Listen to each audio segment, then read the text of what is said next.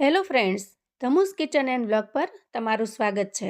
મિત્રો, શું ગેસ ચાલુ કર્યા વગર અને આમળાને ઉકાળ્યા વગર એમાંથી કેન્ડી બનાવી શકાય? અને એ પણ આખું વર્ષ સારી રહે તેવી. તો હજી બજારમાં ઘણા સારા આમળા આવે છે અને આ રીતે છેલ્લે બનાવશો તો આખું વર્ષ તમે આમળાના ફાયદા લઈ શકશો. આમળા સ્વાસ્થ્ય માટે ખૂબ જ ફાયદાકારક છે, જેને આપણે અમૃત ફળ પણ કહીએ છીએ. અને આપણે બધા જાણીએ છીએ કે આમળા શિયાળામાં આવે છે. બાકીના સમયમાં આપણે આમળા ખાઈ શકતા નથી. તો આજે હું તમારી સાથે આમળાની કેન્ડી બનાવવાની અને આખું વર્ષ સાચવી શકાય તેવી રેસીપી શેર કરું છું. તો આ કેન્ડી બનાવવા માટે મેં અહીંયા લીધા છે 2 કિલો આમળા, કેમ કે આખું વર્ષ હું આને સ્ટોર કરીને રાખું છું. તો ક્વોન્ટિટી થોડી વધારે જ લીધી છે. અહીંયા મેં એકદમ સારી ક્વોલિટીના અને એકદમ તાજા અને સારા એવા આમળા લીધા છે. તો એના ઉપર બગડી ગયાના ડાઘ હોય તો આપણે આમળાને કાઢી લઈશું. એવા આમળાનો આપણે ઉપયોગ નહીં કરીએ. તો અહીંયા 2-3 પાણીથી સારી રીતે ધોઈ લીધા છે.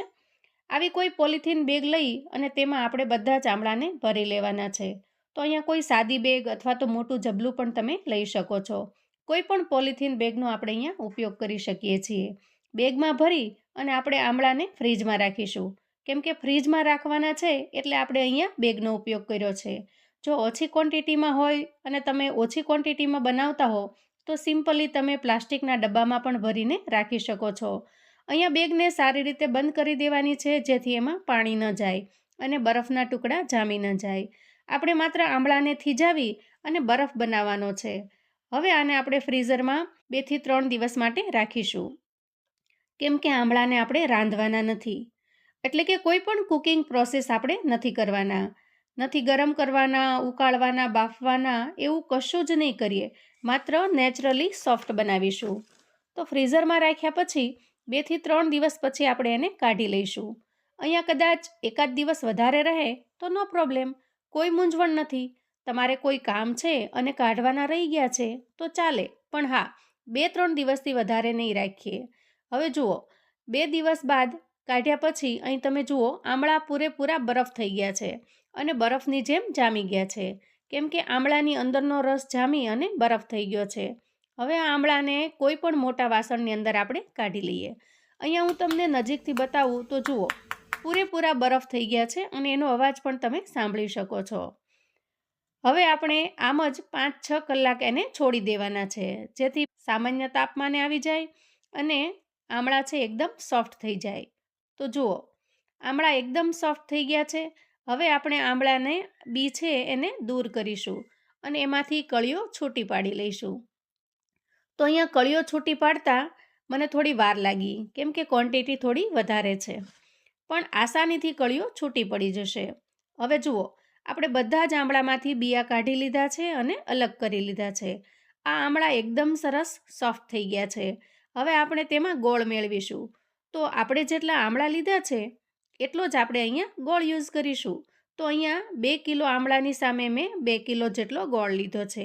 એકદમ એને ઝીણો ઝીણો સમારી લીધો છે અને ગોળને આપણે આ રીતે મેળવવાનો છે. તો થોડા આમળા પછી થોડો ગોળ, આ રીતે લેયર કરી અને આપણે ગોળ મેળવી દઈશું અને પછી ઢાંકીને રાખી દઈશું. આ રીતે આપણે 3 થી 4 દિવસ રાખવાનું છે, પણ રોજ દિવસમાં 2-3 વખત આપણે હળવા હાથે ચલાવી લેવાનું છે. ખાસ કરીને 2 વખત તો આપણે ચલાવી જ લઈશું, જેથી ગોળ અને આમળા સારી રીતે મિક્સ થઈ જાય. જો આ રીતે રોજ સવાર સાંજ આપણે ચલાવી અને ઉપર નીચે કરી લઈશું, જેથી ઉપરના આમળા કોરા ન રહે અને બધા જ આમળામાં ગોળનો રસ સારી રીતે ભળી જાય. આ રીતે તમે જુઓ, 3 દિવસમાં ગોળ આપણે ધીરે ધીરે આમળામાં ભળવા માંડ્યો છે અને સારી રીતે મિક્સ થઈ ગયો છે. અને આમળા જુઓ એકદમ સરસ જ્યુસી થઈ ગયા છે. આ રીતે ધ્યાનથી કરીશું ને તો આમળા 1 વર્ષ ચાલશે અને ખૂબ જ જ્યુસી અને ફ્રેશ પણ રહેશે. આ રીતે 3 દિવસ સુધી લગાતાર આપણે મિક્સ કર્યા બાદ અહીંયા જુઓ, આમળા ગોળના પાણીમાં ખૂબ સારી રીતે મિક્સ થઈ ગયા છે, કેમ કે એના કલર ઉપરથી જ તમને ખ્યાલ આવી જશે. હવે આમળાને આપણે બહાર કાઢી લઈશું. આ રીતે જાળીની મદદથી બહાર કાઢી લઈશું, જેથી ગોળનું બધું જ પાણી તપેલીમાં રહી જશે. આ વધેલા ગોળના પાણીને આપણે એક બોટલમાં ભરી અને ફ્રીજમાં સ્ટોર કરી શકીએ છીએ. તો જો એને ફ્રીજમાં સ્ટોર કરો તો તમે રોજ એને થોડું પી પણ શકો છો અને લીંબુ નીચવીને પીવાથી એનો ખૂબ જ સરસ ટેસ્ટ આવે છે. હવે આપણે આમળાને તડકે સૂકવવાના છે. તો થોડો સારો તડકો હોય તો ઝડપથી સુકાય છે. 3થી 4 દિવસ તડકે રાખ્યા પછી આમળા સુકાઈને તૈયાર થઈ ગયા છે. બનાવવાની પ્રોસેસ થોડી લાંબી છે, પણ તમે જુઓ, ગોળની આમલા કેન્ડી એકદમ જ્યુસી બનીને તૈયાર થઈ છે. બસ કેન્ડીને આપણે તડકામાં ભેજ ન રહે ત્યાં સુધી સૂકવી લેવાની છે. 3 દિવસ આપણે આને અગાશીમાં સૂકવી લીધી હતી અને રાત્રે આપણે ઘરમાં લઈ લઈએ, બીજા દિવસે ફરી સૂકવી દઈએ. આમ આપણે 3 દિવસ સૂકવી લીધી છે. હવે આમળા સ્ટોર કરવા માટે બિલકુલ તૈયાર છે. આપણે એને કોઈ પ્લાસ્ટિકની કે કાચની બરણીમાં ભરીને રાખી દઈશું. તમે ડબ્બામાં ભરીને પણ રાખી શકો છો, કોઈ પ્રોબ્લેમ નહીં થાય. વચ્ચે વચ્ચે તમારે ચેક કરી લેવાનું કે આમળામાં જો થોડી સ્મેલ આવે તો થોડીવાર તમારે એને તડકે સૂકવી દેવાનું, જેથી ફરીથી ફ્રેશ થઈ જશે. આપણે આમાં કશું જ મેળવ્યું નથી, એકદમ નેચરલ ગોળ અને આમળાથી બનાવ્યા છે. તો આવું અવનવું જાણવા માટે ચેનલ પર જો તમે નવા છો તો ચેનલને સબસ્ક્રાઈબ કરો. વિડીયો ગમે તો લાઈક અને શેર કરો. તમારા સગા સંબંધી મિત્રોને પણ આપણી આજની આ આમળાની કેન્ડી બનાવવાની રેસિપી ચોક્કસથી મોકલી આપજો, જેથી એ લોકો પણ આ રીતે કેન્ડી બનાવીને તૈયાર કરી શકે અને એન્જોય કરી શકે. મને કોમેન્ટમાં ચોક્કસથી જણાવજો મિત્રો કે આજની રેસિપી તમને કેવી લાગી છે. ફરી મળીએ એક નવી રેસિપી સાથે. ત્યાં સુધી આવજો મિત્રો.